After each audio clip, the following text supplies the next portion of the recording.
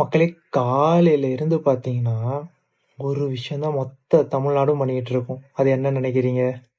வேற எதுவும் இல்ல. இதுதான். இப்போ இதுல பார்த்தீங்கன்னா, இப்போ டைம் வந்துட்டு பார்த்தீங்கன்னா, ஒரு 12, 1 மணி கிட்ட ஆகுது. 1 மணி வரைக்கும் பார்த்தீங்கன்னா, இவரு தான் வந்துட்டு முன்னிலையில இருக்காரு. யாரு? நம்ம விஜய் அண்ணா தான். மத்தவங்கலாம் பின்னாடி பின்னாடி இருக்காங்க. இப்போ போற நிலைமைய பார்த்தா, விஜய் அண்ணா வந்துட்டு எனக்கு கூட்டணிலாம் யாரும் வேணாம். நானே தனியா ஆட்சி அமைச்சுக்கிறேன்டா அப்படின்ற அளவுக்கு தான் மக்களே போயிட்டு இருக்கு. ஏன்னா விஜய் அண்ணா வந்துட்டு பார்த்தீங்கன்னா, இப்போ 108 இடத்துல முன்னிலையில இருக்காரு. இது ஈவினிங்குள்ள மாறலாம், மாறாம இருக்கலாம். அதெல்லாம் 2வது.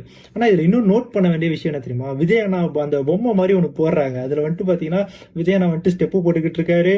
எடப்பாடி ஐயா வந்துட்டு பார்த்தீங்கன்னா, அந்த எம்ஜிஆர் மாதிரி பண்ணிக்கிட்டு இருக்காரு. ஸ்டாலின் சாருக்கு ஏதோ ஒரு மாதிரி போட்டிருக்காங்க. இந்த மாதிரி எல்லாருமே டான்ஸ் ஆடுற மாதிரி, முன்னிலையில வந்தா சந்தோஷமா இருக்க மாதிரி, எல்லாம் சோகமா இருக்க மாதிரி போட்டுட்டு இருக்காங்க. அது பார்க்கவும் கொஞ்சம் ஃபன்னா தான் இருக்கு. பட் நீங்க என்ன நினைக்கிறீங்க? விஜய் அண்ணா ஜெயிப்பாரா, மாட்டாரா? இல்லைனா வேற ஏதாவது கட்சிங்க சேர்ந்து இல்ல நாங்க தான் வின் பண்ணுவோன்ற மாதிரி ஈவினிங்குள்ள மாற வாய்ப்பு இருக்கா அப்படின்றத மறக்காம கமெண்ட்ஸ்ல சொல்லிட்டு போயிருங்க. எனக்கு இது கொஞ்சம் ஃபேசினேட்டிங்கா தான் இருக்கு. நீங்க என்ன நினைக்கிறீங்கன்றது தெரியல. ஸோ பார்ப்போம் யாரு வின் பண்றாங்கன்னு.